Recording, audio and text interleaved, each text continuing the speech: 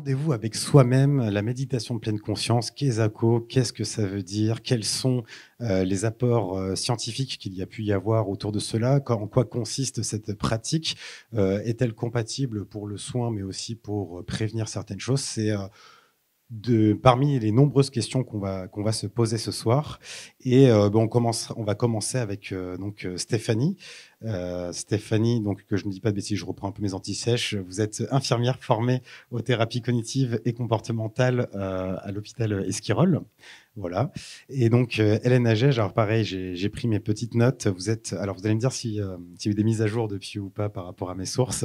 Vous êtes agrégée en sciences de la vie et de la terre, vous êtes normalienne et docteur en biologie moléculaire. Et vous êtes là aujourd'hui, puisqu'en l'occurrence, vous vous intéressez à l'utilisation de la méditation à l'école publique. Mais je vais commencer à laisser la parole à Stéphanie. Est-ce que peut-être on peut parler tout d'abord d'une première chose qui est un peu essentielle, parce que tout le monde n'est peut-être pas sensibilisé à ça, mais quelle est la définition, on va dire, du dictionnaire ou à peu près de la méditation de pleine conscience? Qu'est-ce que ça veut dire? Et peut-être c'est quoi la différence avec les autres méditations? Ok, on va commencer effectivement par ça, mais tout d'abord, j'aimerais vous dire bonjour. Merci au calme de nous accueillir ce soir pour cette thématique qui est la méditation. Alors la méditation, effectivement, c'est un mot qui est très en vogue et c'est un soutien à notre capacité à l'autorégulation.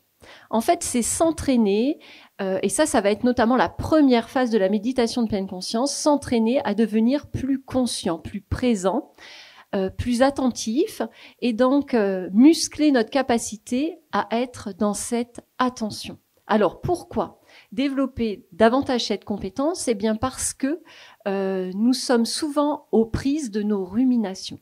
Et la méditation, ça va être un premier moyen, et notamment la méditation de pleine conscience, et on verra qu'il y a plein de possibilités autres. La méditation de pleine conscience s'appuie sur 3 fondamentaux. Le premier, ça va être apaiser l'esprit agité. Qu'est-ce que ça veut dire? Ça veut dire que très souvent, on est en train de faire quelque chose et en même temps, notre attention est ailleurs. Par exemple, on peut être peut-être assis à cet instant dans cette salle et pourtant en train de se dire « Oh mince, j'ai oublié de faire ça !» Ou alors tout à l'heure, j'ai encore ça à faire. Donc on a beaucoup de mal à monopoliser notre attention sur un seul sujet à la fois. Cette première possibilité d'apaiser l'esprit, eh bien, c'est aussi apprendre du coup à déposer notre attention et à ne pas suivre chaque manifestation intérieure ou extérieure et à rester plus connecté à ou au moment présent. Et donc, c'est être présent. Être présent, c'est le deuxième pilier.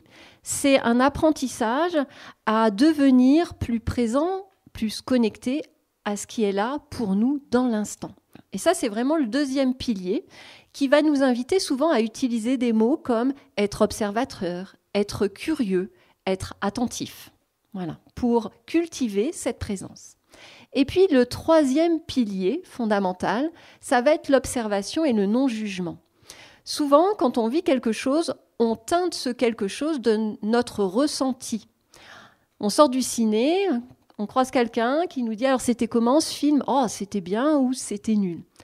Là, l'idée, ça va être de s'entraîner à décrire ce qu'on est en train de vivre plutôt que de la teinter avec une émotion ou une interprétation particulière. Alors, ces 3 piliers, parfois, ils nous posent problème. Et ils nous posent problème. Pourquoi? Parce qu'on a énormément de difficultés à être présent. On est soumis à une pression mentale qui est forte, de l'ordre d'à peu près 60 000 pensées par jour. Et comme si cela ne suffisait pas, 80% de ces pensées sont des pensées négatives. Donc ça veut dire qu'on a une pression vers le négatif qui est très forte et qui vient boucler et appuyer sur ce mécanisme de rumination. Donc imaginez-vous, vous pouvez baisser votre regard et fixer un peu le vide devant vous de manière à vous absorber dans cette scène-là. Vous êtes en train de faire du lèche-vitrine et puis juste un peu plus loin, vous apercevez qu'il y a quelqu'un que vous appréciez vraiment qui vient dans votre direction. Et cette personne, plus elle s'approche, plus vous sentez une émulation et un plaisir à vouloir lui dire bonjour. Cette personne arrive à votre hauteur, vous lui faites un grand signe de la main. elle poursuit son chemin. Qu'est-ce que vous vous dites? Ça ne serait pas vraiment la haine, mais je serais plutôt pas content d'être ignoré de cette manière. Elle m'a ignorée, à ce moment-là, j'aurais fait des recherches pour trouver pourquoi. Ok, ça lançait un processus intellectuel, un processus mental pour essayer de comprendre et de chercher des explications. C'est quelque chose qui va prendre au niveau de l'estomac et qui va durer très longtemps. Ok. Donc là, c'est plus une sensation qui devient envahissante. Notre mécanisme de base à tout être humain, c'est que quand on vit une situation, cette situation, on va y raisonner d'une manière particulière à travers nos émotions, à travers nos pensées, parfois d'abord à travers nos pensées puis à travers nos émotions. Ces deux parties-là se mettent à jouer en ping-pong, l'une vers l'autre, et c'est ce qui va se traduire au final par un comportement. Et de méditer, bien sûr, au démarrage, on cherche à aborder certains processus, mais c'est bien plus que ça.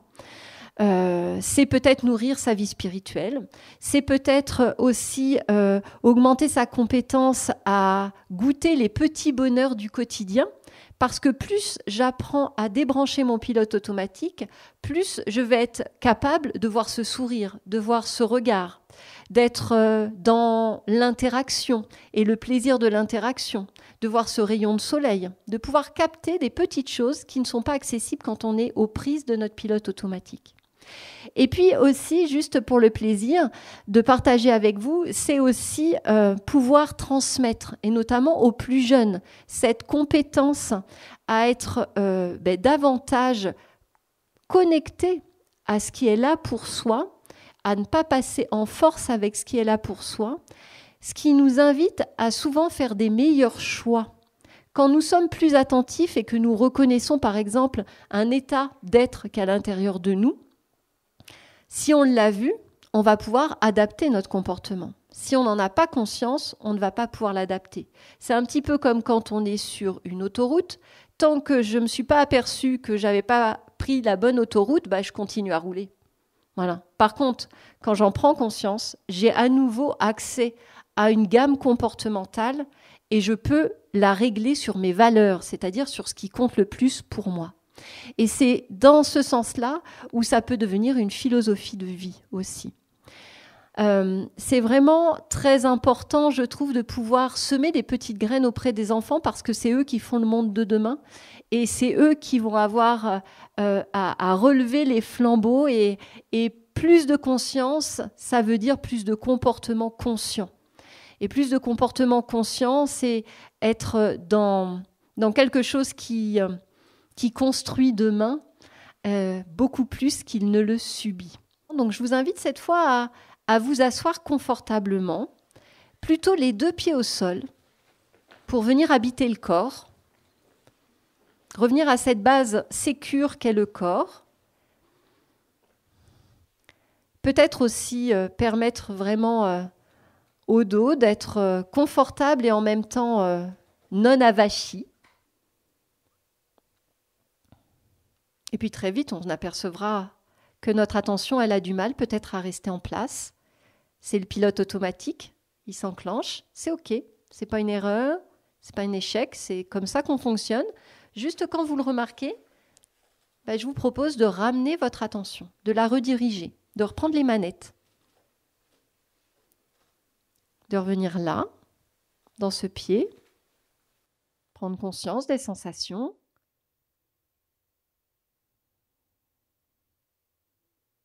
Prendre un temps pour percevoir, reconnaître.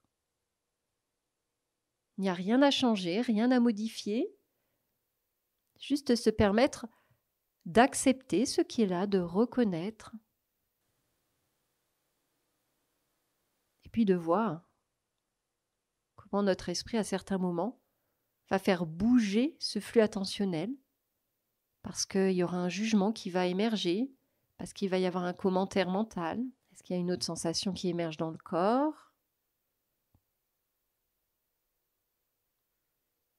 Juste constater ce lien entre mes pensées et mes émotions, l'enclenchement du pilote automatique.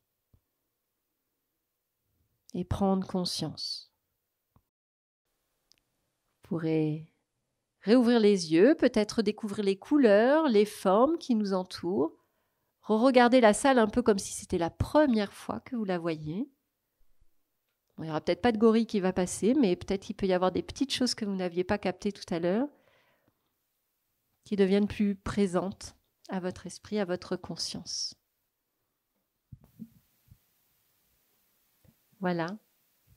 Merci Céline et merci aussi Stéphanie pour cette première partie. Je me sens bien détendue maintenant après une journée assez chargée. Donc là, je vais essayer de présenter quelques données scientifiques sur la méditation un peu en général et vous proposer aussi une approche que je cherche à développer particulièrement. Alors d'abord, la méditation. Bon, ça vient du latin meditatio, qui signifie réflexion, préparation. Et ça a été défini par Antoine Lutz comme une famille de stratégies complexes de régulation émotionnelle et attentionnelle développées pour diverses finalités. Oui, je voulais quand même préciser que, à l'origine, la méditation, c'est un outil de transformation de l'esprit. Donc c'est vraiment pour travailler sur soi-même et développer, cultiver le meilleur qui est en soi. C'est pas, comme c'est utilisé actuellement de plus en plus, un outil de développement personnel pour devenir un super manager qui va bien exploiter les employés, par exemple, pour mieux les manipuler, pour qu'ils produisent encore plus pour l'entreprise. Il y a ce genre de dérive, si vous voulez, aujourd'hui. Par exemple, les snipers de l'armée américaine, ils pratiquent la pleine conscience pour mieux viser leur cible. Donc parce que ça a un impact, on va le voir, réel sur le corps et sur le mental, mais à l'origine et dans ces traditions spirituelles, et bien sûr, l'éthique a un rôle. C'est pour dire qu'en fait, c'est difficile d'énoncer des généralités sur la méditation, parce que d'abord, il y a un grand nombre, il y a plusieurs types de méditation, il y a plusieurs types d'études. Donc il y a les études corrélationnelles où on va voir si le fait de pratiquer la méditation est corrélé avec le fait, par exemple, d'être moins stressé. Ce qui est souvent utilisé pour étudier l'effet d'un programme comme le programme MBSR, donc une intervention courte sur quelques heures, quelques semaines, c'est qu'on va comparer avant, après, en comparant donc un groupe qui a médité, on va évaluer le stress avant, après, un groupe qui médite, et puis l'autre qui a fait autre chose. Et on va comparer ce que la méditation, elle permet spécifiquement auprès de ceux qui ont médité, d'être moins stressés, par exemple. Et puis d'autres, pour lesquels il y a des résultats vraiment très, très marqués, c'est quand on compare des pratiquants experts. Donc un pratiquant expert, c'est quelqu'un qui a fait typiquement 2-3 retraites de 3 ans de méditation, c'est-à-dire à pratiquer 10 heures par jour, tous les jours, pendant 9 ans, quoi. Donc on peut voir aussi alors un résultat qui est intéressant, c'est que normalement, quand on vieillit, la matière grise, donc c'est ce qui est vers l'extérieur, le bord externe du cerveau, c'est là où il y a les corps cellulaires, elle diminue avec l'âge. Et ben, quand on médite, ça diminue moins. Ça, c'est mesuré. Voilà, ce sont des résultats qui sont très clairs. Chez les méditants aussi, il y a des signatures électroencéphalographiques qui sont comparables à celles des émotions jugées agréables. Il y a aussi chez certaines... en fait, on peut trouver quand par ces techniques d'EEG, on regarde l'activation du cerveau chez des personnes qui sont en train de faire certaines méditations et on trouve des ondes qu'on trouve normalement que dans le sommeil profond. Sauf que ces personnes-là sont tout à fait éveillées, sont capables d'échanger, de parler. Ce que je pourrais dire, c'est que à quoi ça sert de s'entraîner à méditer ? De se poser pour se concentrer sur son pied droit, quelque part, on s'en fiche de savoir se concentrer sur son pied droit. C'est l'intérêt de la méditation formelle, c'est-à-dire de faire des exercices, de s'entraîner, c'est pour devenir capable d'être plus conscient, plus présent, plus posé dans son quotidien. Donc c'est ça la grosse différence, c'est que c'est pas qu'ils vont activer un espèce de truc et que ça va fausser l'expérimentation, c'est qu'ils ont développé la capacité à être plus serein, à être moins soumis au stress et même quand on les passe dans une machine. Donc c'est ça qui est intéressant, c'est ça qui est important, c'est que eux ils sont outillés pour appréhender ces situations stressantes et ces outils s'activent de manière automatique. En fait, c'est lié. Oui, c'est-à-dire que ces compétences qui sont développées pendant la méditation formelle, l'intérêt, c'est qu'elles soient transférées au quotidien et qu'elles s'intègrent dans nos habitudes de vie. Et même dans des mesures exceptionnelles comme ça. C'est là où je voulais en venir, en fait. Ok. Oui, je voudrais juste faire un bilan pour dire qu'il y avait des effets très clairs, comme je disais tout à l'heure, quand on compare les experts et les novices en termes de cerveau, de physiologie, d'émotion, de cognition. il y a des interconnexions entre différents types d'effets et il y a des effets qui sont parfois mesurables, même au niveau physiologique, après des interventions très courtes, par exemple une journée. Donc là, il y a quelques études, par exemple dans une université californienne qui a été faite auprès de 48 étudiants d'âge environ 20 ans. Ils ont fait un essai contrôlé randomisé, c'est ce que je montrais tout à l'heure quand on compare un groupe qui médite avec un groupe qui ne médite pas, puis on regarde avant, on regarde après. Et là, ils ont mesuré, les méditations, c'était 4 fois 45 minutes sur 2 semaines. Donc vous voyez, c'est assez court. Donc 3 heures en tout. Sur plus de la pratique personnelle. Mais sur 2 semaines. Et ce qu'on voit, c'est qu'il y a un effet sur la mémoire de travail, donc chez ceux qui méditent. Donc il y a une augmentation au post-test par rapport au pré-test, donc après la méditation par rapport à avant. Il y a une diminution des ruminations mentales et une augmentation des capacités verbales. Il y a un test de lecture. Donc là, c'était dans un contexte universitaire pour montrer que ça pouvait améliorer les capacités aussi, la réussite universitaire. Donc ça pourrait contribuer à la santé mentale des étudiants, c'était des étudiants aussi, et compléter l'aide psychologique habituelle. Alors c'est ça qui ressort, c'est que c'est vraiment un complément pour d'autres approches qui est très intéressant parce que c'est gratuit. Bon, si vous devez payer un cours d'un instructeur de mindfulness, voilà. Mais à partir de là, si vous avez acquis certaines méthodes, vous pouvez les pratiquer chez vous. C'est gratuit. Il n'y a pas d'effet secondaire négatif sur la santé comme vous pouvez avoir avec d'addiction, avec des psychotropes ou autres. Je veux dire, en termes de santé, c'est quand même une plus-value intéressante. En fait, ça, c'est pertinent, je pense, d'enseigner la méditation. La base, c'est de la pratiquer soi-même. Ça, sans ça, c'est pas possible parce que sinon on va avoir affaire à des questions auxquelles on ne sait pas répondre parce qu'on n'a jamais été confronté à la situation. Donc, j'encouragerais plutôt à la pratique. Et je pense qu'il y a certaines habitudes en termes de fonctionnement qui peuvent être prises d'autant plus tôt. Alors surtout dans notre société d'aujourd'hui où il y a des écrans de partout, où l'attention est sursollicitée.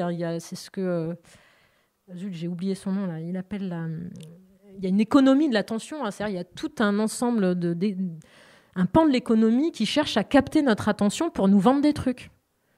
Donc entraîner son attention, c'est aussi une manière de développer ses compétences citoyennes pour garder un esprit critique, pour garder un recul sur le monde dans lequel on est plongé.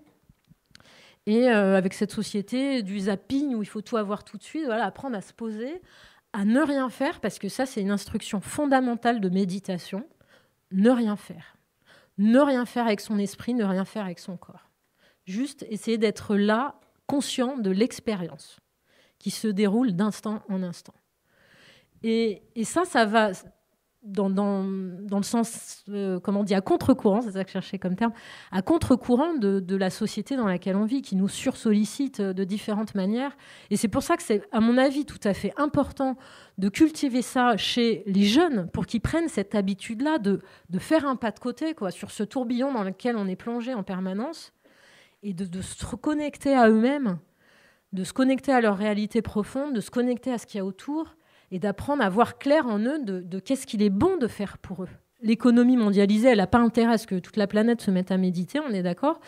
Mais il y a un enjeu parce que c'est une affaire d'hygiène mentale. C'est-à-dire que moi, quand je passe trop de journées sans méditer, je sens bien que ça ne va pas, quoi, qu'il y a des ruminations qui reviennent, qu'il y a... c'est comme... bon, évidemment, ça m'arrive... je vais dire, ça m'arrive pas, mais si jamais je ne me lave pas les dents, par exemple, ben, je sens qu'il y a un truc qui manque, quoi. Je me dis, zut, j'aimerais avoir... Je me sens mieux, la bouche fraîche... voilà, donc là, ça choque personne aujourd'hui de dire tout le monde est habitué, on doit se laver les dents après le repas, etc. C'est une affaire d'hygiène buccale. Et ben en fait, la méditation, c'est une affaire d'hygiène mentale. Alors, je vous invite à mettre les pieds à plat au sol, bien sentir le contact avec le sol. Nous sommes des milliards à vivre le même genre d'expérience, des bonheurs, des souffrances, pas dans les mêmes conditions extérieures, mais dans la même condition humaine,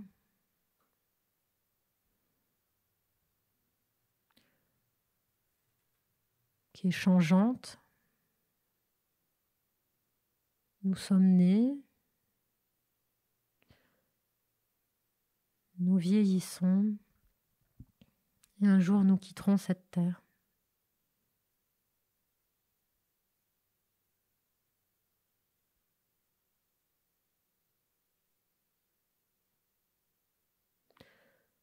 Développer cette conscience que nous sommes de passage.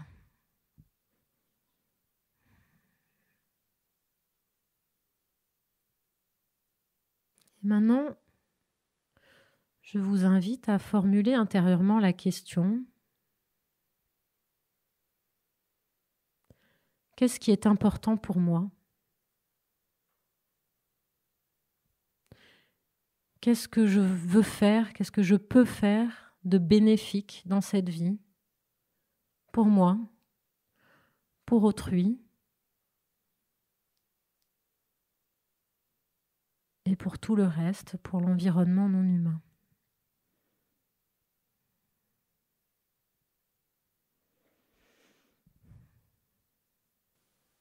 Voilà, c'était une petite méditation pour cultiver l'orientation éthique dans l'esprit. L'idée, c'est de poser la question sans attendre de réponse, sans rechercher quoi que ce soit.